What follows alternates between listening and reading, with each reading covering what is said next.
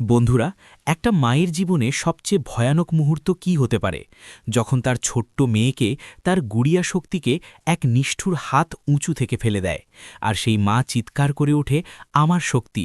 কিন্তু আর কোনো সাড়া নেই। চারপাশে শুধু কান্না, হাহাকার আর অসহায়তা। এটা কোনো কাল্পনিক গল্প নয়, এটা সিঁদুরের মূল্য নাটকের পর্ব ৪৭৯-র সবচেয়ে কষ্টদায়ক, হৃদয় বিদারক ঘটনা। মিশ্রি, অর্জুন, পুরো অবস্থি পরিবার আজ ভেঙে চুরমার।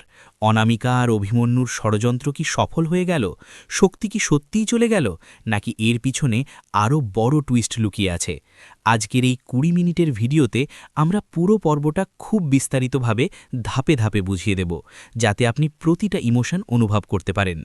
এমন টেনশন, ইমোশন আর টুইস্ট ভরা আপডেট পেতে চাইলে চ্যানেলটা সাবস্ক্রাইব করে রাখুন, বেল আইকন অন করে দিন, কারণ পরের পর্ব না দেখলে আপনার মন শান্ত হবে না।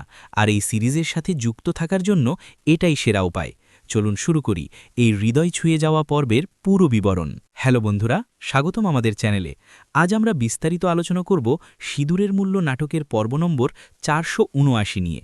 এই পর্বটা সত্যিই অত্যন্ত ইমোশনাল, টেনশনপূর্ণ এবং হৃদয় বিদারক। চলুন শুরু থেকে একটা একটা করে সব ঘটনা দেখি, যাতে আপনি পুরোটা বুঝতে পারেন। পর্ব শুরু হয় পরিবারের একত্রিত মুহূর্ত দিয়ে। মিশ্রিকে সবাই ঘিরে ধরেছে। অশ্বিন, হর্ষ সবাই তার সাহসের প্রশংসা করছে। মিশ্রি জলে ঝাঁপ দিয়ে সবাইকে বাঁচিয়েছে। অর্জুন বলছে, তুমি না থাকলে এই পরিবার নেই, আমি নেই। সবাই মাতা রানীর কাছে কৃতজ্ঞতা প্রকাশ করছে যে বড় বিপদ থেকে বাঁচিয়েছে। এখানে দেখা যায় অবস্থি পরিবারের একতা কতটা অটুট। যখন একজন বিপদে পড়ে, সবাই একসাথে লড়াই করে। এদিকে অভিমন্যুর সাথে মিশ্রির কথোপকথন। মিশ্রি তাকে বলছে, তোমার এটা ভালোবাসা নয়, শুধু জিদ। সত্যিকারের ভালোবাসা মানে অন্যের জন্য লড়াই করা, মৃত্যুর মুখোমুখি হওয়া, যেমন অর্জুন আর পরিবার তার জন্য করে। মিশ্রি বলছে, প্যার পূজা হয়, অন্যের পূজার সম্মান করতে শেখো। অভিমন্যু তার জিদ ছাড়ছে না, যতক্ষণ না তোমাকে পাই হার মানব না। এরপর আসে টেনশনের শুরু। অনামিকা শক্তিকে নিয়ে পালাচ্ছে। সে ভাবছে মিশ্রির এই ইরিটেটিং মেয়েকে নিয়ে গেলে তার প্ল্যান সফল হবে, অবস্থিদের টাকা তার হাতে আসবে। অর্জুন, অশ্বিনরা সবাই তার পিছু নেয়। তারা অটো, গাড়ি নিয়ে ছুটছে। অর্জুন পুলিশকে ফোন করে বলছে, অনামিকা আমার মেয়েকে কিডন্যাপ করেছে, জঙ্গলে গেছে। জঙ্গলে পৌঁছে তারা অনামিকার গাড়ি খুঁজে পায়, কিন্তু গাড়ি খালি। অনামিকা পালিয়ে গেছে। মিশ্রি একা একা জঙ্গলে ঢুকে পড়ে শক্তিকে খুঁজতে। সে প্রিয়াকে ডাকছে। অনামিকা লুকিয়ে আছে, বলছে, আজ তোর মেয়ের লাইফ ওভার করব। মিশ্রি যদি তার মেয়েকে পায়, আমার গেম শেষ। এবং তারপর সবচেয়ে কষ্টের মুহূর্ত, অনামিকা শক্তিকে উঁচু থেকে ফেলে দেয়। মিশ্রি চিৎকার করে ওঠে, শক্তি! সে ছুটে যায়, কিন্তু শক্তি নিচে পড়ে গেছে। মিশ্রি কাঁদতে কাঁদতে বলছে, আমার গুড়িয়া, আমার শক্তি! পরিবারের সবাই ছুটে আসে। অর্জুন বলছে, আমি দেখতে পারবো না। মা বাবা অসহায়।